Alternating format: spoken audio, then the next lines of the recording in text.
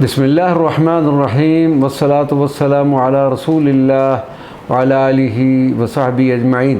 معزز ناظرین و سامعین کرام، السلام علیکم ورحمۃ اللہ وبرکاتہ۔ آج سے ہم ترتیب بار ایک سلسلہ زیارات ازبکستان کے حوالے سے پروگرام شروع کر رہے ہیں۔ قلندر لاہوری فرماتے ہیں، ایک ولولہ تازہ دیا میں نے دلوں کو، لاہور سے تا خاک بخارا و سمرقند۔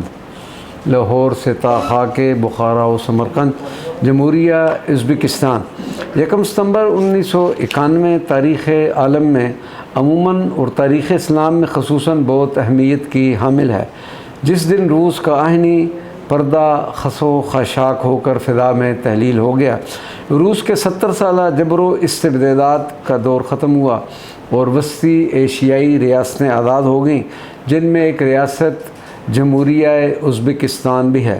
ماضی میں ایک وقت ایسا بھی تھا کہ روس دنیا کا سپر پاور کہلاتا تھا، مگر اس کے ظلم و تشدد کے باعث اللہ تبارک و تعالیٰ کی حقیقی سپر پاور نے اس کے ٹکڑے ٹکڑے کر دیے۔ ازبکستان کی آزادی کا اعلان 1 ستمبر 1991، تاریخ آزادی 8 دسمبر 1991 اور عملی آزادی 25 دسمبر 1991 کو وقوع پذیر ہوئی۔ جمہوریہ ازبکستان وسطی ایشیا کا خشکی سے محصور ملک ہے۔ اس کی سرحدیں مغرب و شمال میں قازقستان، مشرق میں کرغزستان و تاجکستان اور جنوبی افغانستان و ترکمانستان سے ملتی ہیں۔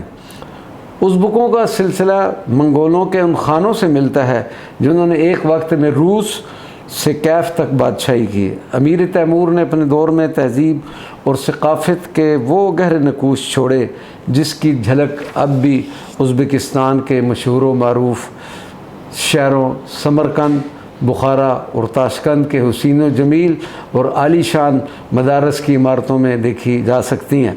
ازبک قوم کو نہ صرف اس بات پر ناز ہے کہ یہ تیمور اور بابر کا وطن ہے، بلکہ اس بات پر بھی انہیں فخر ہے کہ یہ حضرت امام بخاری، امام ترمذی، ابو منصور ماتوریدی، ابو حفص کبیر و حضرت سیف الدین باخرزی جیسے علماء و مشائخ و حضرت خواجہ بہاؤالدین نقشبند کی نہ صرف سرزمین ہے، بلکہ سب سے بڑھ کر شہر سمرقند میں سرکار مدینہ صلی اللہ علیہ وسلم کے چچا زاد بھائی حضرت قسم ابن عباس اس شہر میں محو استراحت ہیں، جنہیں شاہ زندہ کے نام سے یاد کیا جاتا ہے۔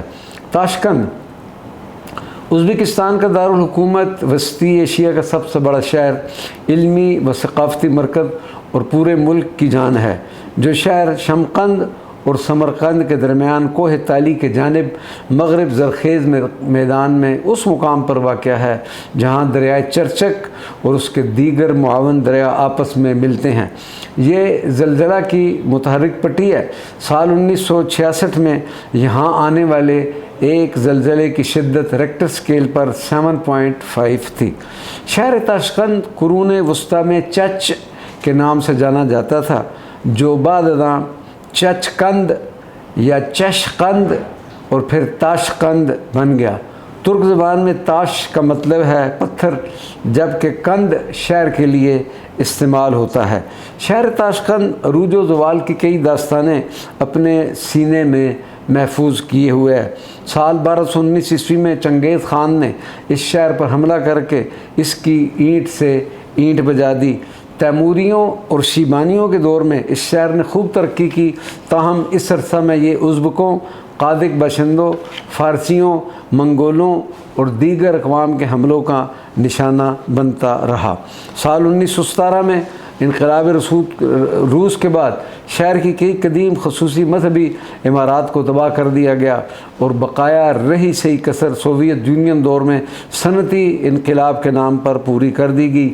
اس لیے تاشقند کے عظیم اسلامی ثقافتی و تعمیراتی ورثے میں سے بہت کم آثار بچ سکے ہیں۔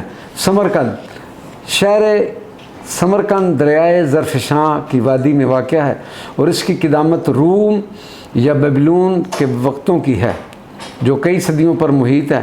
یہ شہر جمہوریہ ازبکستان کا دوسرا بڑا شہر ہے اور صوبہ سمرقند کا دارالحکومت ہے۔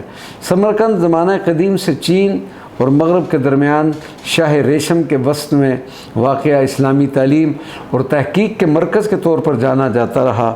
اس شہر کو یونیسکو نے عالمی ورثہ قرار دے دیا ہے۔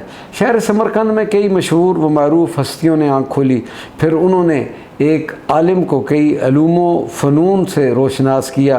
ان میں مشہور محدث مفسر حضرت ابو اللیث السمرقندی، حضرت ابو منصور ماتوریدی صاحب ہدایہ، امام برہان الدین المرغینانی، حضرت محمد بن عدی الفضل السمرقندی، کاتب قرآن کریم حضرت احمد بن عمر ابو بکر سمرقندی سر فہرست ہیں۔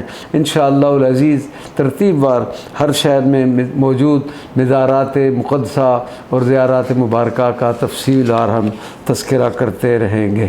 وما علینا الا البلاغ المبین۔